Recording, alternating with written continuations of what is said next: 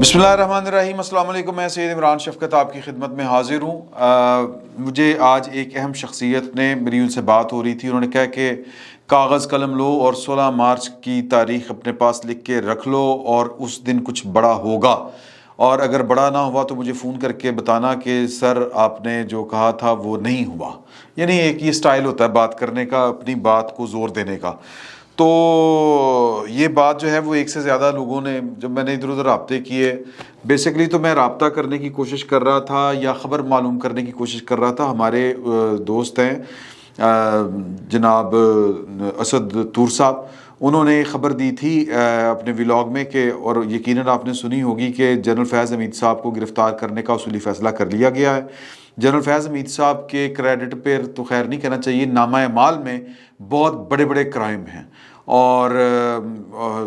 यानी सबसे बड़ा क्राइम तो यही है कि किस तरह उन्होंने इमरान खान साहब को मुसल्लत किया, चलाया चलूया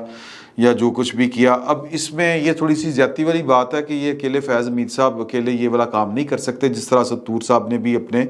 व्लॉग में ये वाली बात की। तो मैं उस खबर का पीछा कर रहा था कि ये बात जो है ज़रा काउंटर चेक हो जाए। तो मेरी 2-3 लोगों से जो बात हुई,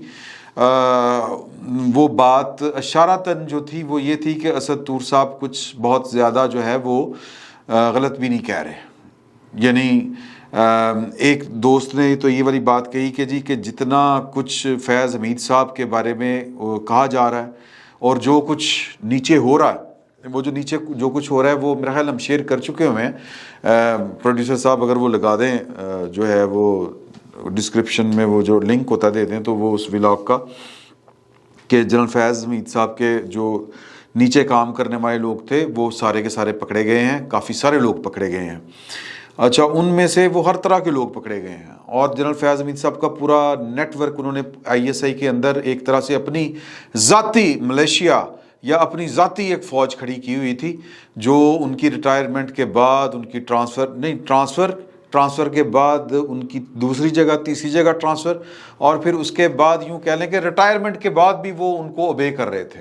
उनको उनकी मर्ज़ी के मुताबिक चल रहे थे। जिनमें वो मशहूर ज़माना कर्नल लियाकत, कर्नल आसिफ, ये वाले लोग पकड़े गए थे। कुछ मेरा ख्याल है कि 5 के करीब ब्रिगेडियर भी पकड़े गए हैं, और मैं कुछ इन्फॉर्मेशन यहाँ पे रोक रहा हूँ क्योंकि मेरे एक दोस्त ने मुझे ये इन्फॉर्मेशन फिल वक्त शेयर करने से मना किया। तो कहने का मतलब ये है कि जिस तरह एक फ़ौज के अंदर जो एक लहर सी चली हुई है, जो मोमेंटम बना हुआ है, वो ये है कि फ़ौज को जो वायरस लग चुका था प्रोजेक्ट इमरान खान वाला, उस वायरस से उनको निकालना है, रिकवर करना है उनको। तो जिस लेवल के ऊपर ये मामला है कि फैज़ हमीद साहब इतना डिस्कस हो रहे हैं, तो कोई बड़ी बात नहीं, उनको गिरफ़्तार भी कर लिया जाए। एक जो मैं समझता हूँ कि बड़े मेरे मुसद्दका जो ज़राए हैं, उनका एक कहना था कि फैज़ हमीद साहब अमलन समझते हैं ना कि प्रैक्टिकली, यानी कागज़ी तौर पर नहीं या अनाउंस्ड नहीं है, लेकिन वो एक तरह से तो जिन हालात में रह रहे हैं उनको अंडर अरेस्ट ही कहेंगे। मतलब ये कि उनके आने जाने के ऊपर चेक है, पाबंदी है, आज़ादी के साथ नकलो हरकत बताए बगैर कहीं आ जा नहीं सकते। तो वो एक तरह से कैद ही होते हैं इस तरह के मामला जो होते हैं। तो वो मतलब आप कहीं आ जा ना सकें, आज़ादी के साथ फिर ना सकें, किसी से मिल ना सकें, और कैद किसको कहते हैं। तो कोई बड़ी बात नहीं है कि ये जो है वो मतलब उनकी अनाउंस भी कर दी जाए, या उनको बाकायदा ऑफिशियली सरकारी खातों में गिरफ्तारी डाल के चीज़ें जो हैं वो प्रोब की जाएं। अच्छा, अब यहाँ पर जो है वो 16 मार्च वाली कहानी आ जाती है कि 16 मार्च से पहले एक साहब मुझे ये कह रहे थे, बल्कि 2 साहब कह रहे थे कि बहुत कुछ होगा, और वो जो सारा कुछ है वो ये जो कुछ हो रहा होगा वो किसी बड़े इक़दाम के लिए, एक जिसको हम कहते हैं प्रीएम्बल, तमहीद बांधी जा रही होगी। यानी कि फैज़ हमीद साहब का, अच्छा अब इसमें जो समझ आती है ना, बात जो समझ आती है वो ये आती है कि शायद 16 मार्च को कुछ बड़ा होने से पहले, मतलब ये कि किसी को कोई जवाब फराहम करने की कोई कोशिश होगी कि जी कि ये जो कुछ हुआ है, जो कुछ भी इस वक्त पाकिस्तान जिन हालात में है, वो नंबर 1, नंबर 2, नंबर 3 ये वो सारे लोग हैं जिनकी वजह से पाकिस्तान इन हालातों को पहुंचा है। تو یہ اب اس کو ذرا تھوڑا سا مطلب ہم اس پر صرف قیاس رائے کر سکتے ہیں. ہو سکتا ہے ویسے بھی دیکھیں نا سر، جس لیول کے اوپر ملک کے حالات ہیں، جس درجے کے اوپر معاملات چل رہے ہیں کہ پاکستان کا سابق وزیر اعظم جو ہے وہ کہہ رہا ہے کہ جی کہ میں کوشش کر رہا ہوں، میری وہ مجھ سے شاید مجھے اپنا دشمن سمجھتے ہیں آرمی چیف صاحب، یعنی کہ وہ مسلسل کوشش کر رہے ہیں کہ آرمی چیف کے ساتھ ان کے معاملات طے ہوں، یعنی کہ ایک سازش کی کوشش. اس کا دوسرا مطلب تو کوئی نہیں ہے کہ آپ اگر اپوزیشن کے یا ایک آپ حکومت گرانا چاہتے ہیں اور حکومت میں آنا چاہتے ہیں، اس سے پہلے آپ پچھلے آرمی چیف جس کے خلاف آپ وہ کیا کہتے ہیں آرمی ایکٹ کے تحت وہ کیا کہتے ہیں جس کورٹ مارشل ان کا کروانا چاہ رہے ہیں، جنرل قمر جاوید باجوہ صاحب کا، تو وہ ان کے ساتھ کیا معاملہ تھا کہ وہ آپ ان کو کہہ رہے تھے کہ جو ایک حکومت ہے شہباز شریف صاحب والی، اس کو گرا دیں. تو ایک سازش ہی تھی نا ایک طرح سے. تو ایک سازش نہ ہونے کا شکوہ گلہ وہ سر عام کر رہے ہیں. تو ان حالات میں سر پھر ملک کے اندر افراتفری بھی ہوگی. اس کا مطلب یہ سمجھیں کہ اسٹیٹ آف افیئرس کیا ہے، یعنی کہ ملک چل کس ڈگر کے اوپر رہا ہے، اور پھر ہر کوئی بندہ اپنا اپا کر رہا ہے، کوئی نہ کوئی اپنا جگاڑ لگانے کی کوشش کر رہا ہے. پھر اس کا مطلب تو یہ ہے. اب ایک اس کی میں آپ کو اور مثال دیتا ہوں کہ جو انہونیہ ٹائپ ایک جو ان یوزل جو چیزیں ہوتی ہیں نا، غیر معمولی جو واقعات ہیں وہ کیا ہیں. اس کی ایک مثال یہ ہے کہ جو پاکستان کے امریکہ میں متعین سفیر ہیں مسعود خان صاحب، ان کو ہنگامی بنیادوں کے اوپر پاکستان بلایا جاتا ہے.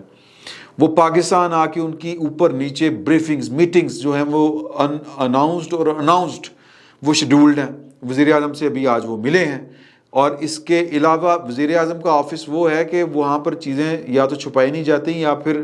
وہ پبلک ہو جاتی ہیں، کیونکہ وہ زیادہ دیر وہ چونکہ آفس سسٹم اس طرح کا ہوتا ہے کہ وہ چیزیں آن ریکارڈ آنی ہی ہوتی ہیں، کیونکہ وہ سب کچھ وہاں پر آن ریکارڈ چل رہا ہوتا ہے. جو آف دی ریکارڈ رکھنے کی کوشش کی جاتی ہے وہ بھی پبلک ہو ہی جاتا ہے، خبر آ ہی جاتی ہے کہیں نہ کہیں کے اوپر.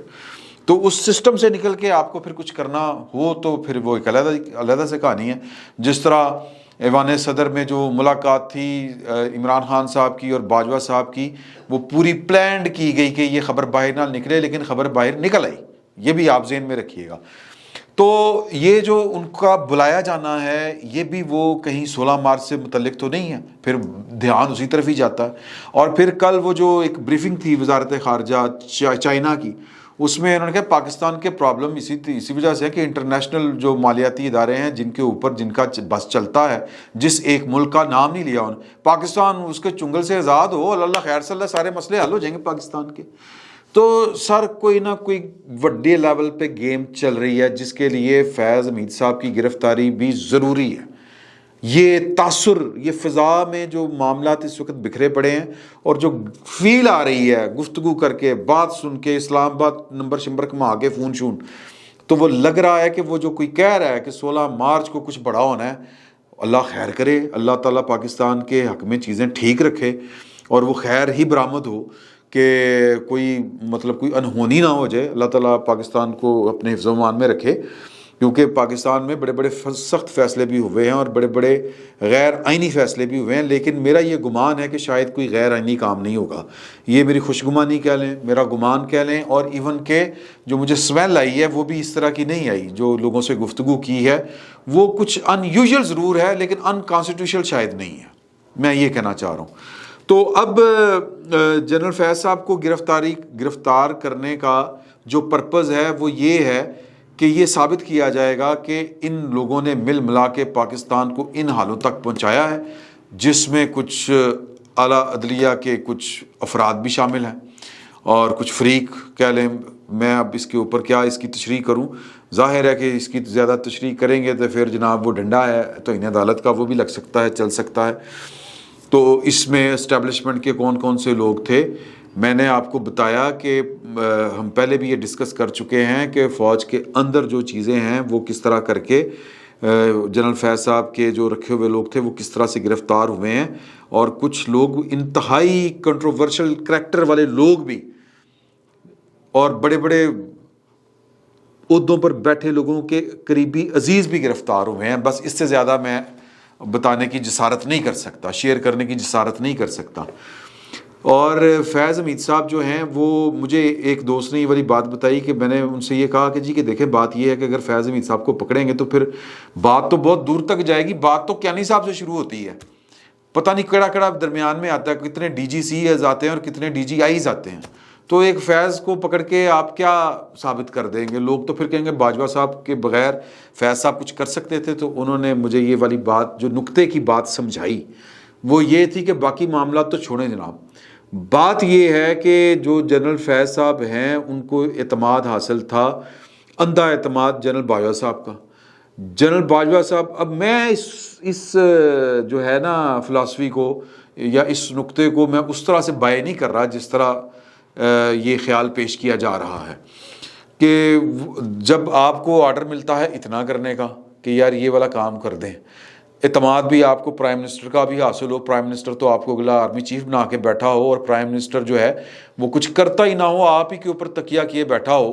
اور آرمی چیف بھی جو ہے وہ کہے کہ اچھا ویری گڈ بچے چک کے رکھ کام، تو پھر اتنا آرڈر اگر ملتا ہو تو پھر اتنا بندہ خود بھی جو ہے اپنے لیے بھی کر لیتا ہے۔ مجھے یہ ایک بات، یہ میرا خیال ہے کہ یہ اوپن سیکرٹ ہے کہ ٹاپ سٹی اسلام آباد ایئرپورٹ کے پاس ایک ہاؤسنگ سوسائٹی تھی، 2017 میں ڈی جی سی تھے جناب جنرل فیض حمید صاحب، یعنی کہ لا قانونیت کا لیول چیک کریں آپ وہاں، اور پھر جو انہوں نے انٹلیکچوئل کرپشن کی ہے، جو انہوں نے پولیٹیکل کرپشن کی ہے، جو انہوں نے سیاسی اکھاڑ پچھاڑ جو کی ہے، اور اس کا سب سے بڑا نقصان کسی بھی قوم کو یہی ہوتا ہے، تو وہ ایک علیحدہ سے ہے۔ میں ان کی جو پرسنل اپنی ذات کے لیے انہوں نے کی میں وہ آپ کو بتا رہا ہوں، اور جس کے اوپر 2017 سے ابھی تک لوگوں نے اپنی آنکھیں بند کی ہوئی تھی کہ ٹاپ سٹی کا جو مالک تھا اس نے وہ کوئی جگہ تھی، وہ کوئی کہتے ہیں کہ جی کہ وہ کوئی ہوتا ہی نا کہ قبضے والی جگہ انہوں نے کیا تھا، کسی عورت کوئی بیوہ شیوہ تھی، اس کی کوئی لمبی چوڑی جگہ تھی، قبضہ کیا، پائن کو پتہ چل گیا فیض صاحب کو، فیض صاحب نے رینجرز کے ذریعے اس بندے کو گرفتار کروایا، آئی ایس آئی کے وہ جو سیف ہاؤس ہوتے ہیں وہاں پہ رکھا، تشدد کیا، پراپرٹی کچھ نجف صاحب کے نام کروائی جو معطل ہوئے بیٹھے ہیں،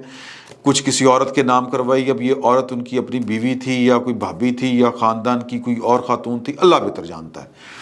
تو یہ اس طرح کے کام جناب انہوں نے کروائے، اور یہ اوپن سیکرٹ ہے، یہ تب سے لوگ مطلب جو کنسرن کوارٹرز ہیں وہاں پر یہ اوپن سیکرٹ ہے، اور لوگ جو ہیں وہ باتیں جو سینہ کے ساتھ آپس میں کرتے ہیں کہ دیکھو کڈا ظلم کیتا ہے اس بندے نے،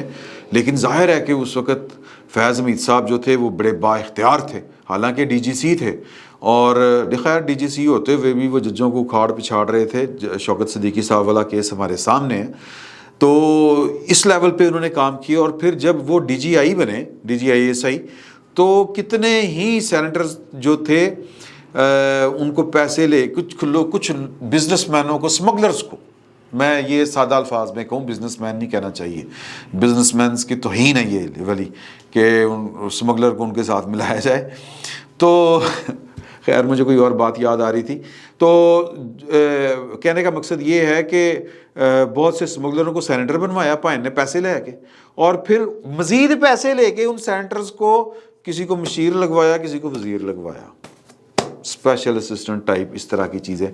تو اس طرح کے بھی کارنامے جناب فیض حمید صاحب کے اوپر ہیں، اور انہوں نے سسٹم کو تہو بالا کر کے رکھ دیا،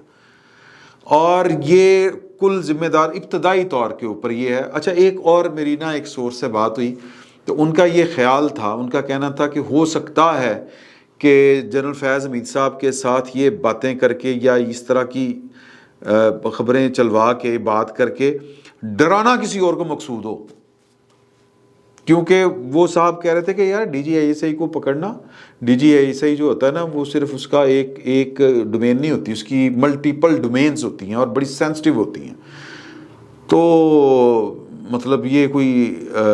مذاق نہیں ہے کہ آپ D G I S I کو گرفتار کر لیں، اور پھر فیوچرسٹک حوالے سے اگر دیکھیں تو پھر D G I S I جو ہے وہ کوئی بھی کام کرنے سے پہلے 100 دفعہ سوچے گا۔ میرا ذاتی خیال ہے کہ 100 دفعہ سوچنا چاہیے کہ یار میں کوئی غیر قانونی کام تو نہیں کر رہا، یہ میرا ذاتی خیال ہے، لیکن مجھے وہ جو صاحب بتا رہے تھے وہ یہ تھا کہ اس لیے بھی یہ کام ذرا ہونا مشکل ہے۔ یہ اصل میں یہ باتیں یہ جو آبزرویشن میں رکھا گیا ہے، اور اس وقت جنرل فیض حمید صاحب جو ہیں وہ سکون مال مٹھے چول میں نہیں ہیں، وہ واقعی انڈر آبزرویشن ہیں. ان کو اگر آپ کہیں ٹیکنیکلی تو وہ ایک طرح سے وہ گرفتار ہی ہیں, ایک طرح سے, یعنی عملاً جو ہیں وہ گرفتار ہی ہیں, آفیشیلی وہ گرفتار نہیں ہیں. تو یہ مقصد یہ ہے کہ جو سسٹم کے اندر جو لوگ بیٹھے یوں ہے نا کہ بھانت بھانت کی وہ بولیاں بول رہے ہیں, ان کو ذرا جس کو کہتے ہیں نا ٹینشن دینا ہے کہ وہ ذرا اس سے سبق سیکھیں یا ذرا ہوشیار ہو جائیں یا اپنے جو اعمال ہیں ان سے ذرا توبہ طائب کر لیں. یہ بھی ایک مقصد ہو سکتا ہے. لیکن جو ہے کہ میں اگر سادہ الفاظ میں یہ بات کہوں کہ سر کڑماس مچیا ہوا میس جو ہے, میں سادہ الفاظ میں آپ کو کہہ رہا ہوں کہ جب اس لیول پر کھلے عام باتیں ہو رہی ہوں کہ اسی تو آرمی چیف کا رابطہ کر کے سازش کرنا چاہتے ہیں ہم, لیکن آرمی چیف صاحب اویلیبل نہیں ہے ہمیں, تو پھر سر آپ جو ہے وہ صورتحال کس قدر جو ہے وہ گمسان کا رن پڑا ہوگا اس کا آپ اچھی طرح اندازہ کر سکتے ہیں. تو کوئی بڑی بات نہیں ہے. ان ساری باتوں کا مطلب یہ نکلتا ہے کہ واقعی 16 مارچ کو کچھ بڑا ہو جائے, اور اس بڑا ہونے کے لیے جو پریمبل ہوگا وہ فیض حمید صاحب کی گرفتاری ہو سکتی ہے کہ یہ جو پروجیکٹ تھا جو ملک کا بیڑا غرق کر رہا تھا, جو کیونکہ سر یہ ٹنٹنا نہیں نکل رہا بہت سے لوگوں سے کہ جو آپ نے بڑھاوا لا کے کھلا رہا تھا, وہ بڑھاوا جو ہے وہ اب آپ سے نہیں ٹھہرا. سادہ الفاظ میں بات کر رہا ہوں. تو اس کے لیے ضروری ہے کہ عمران خان صاحب جیسا جو فتنہ لوگ کہہ رہے ہیں کہ اس کو کنٹرول کرنے کے لیے پھر فیض حمید صاحب جو ہیں وہ ان کے پیروں تلے سے زمین ذرا کھینچی جائے. یہ کہانی ہے, دیکھیں کیا ہوتا ہے. فی الوقت اتنا ہی. بہت بہت شکریہ.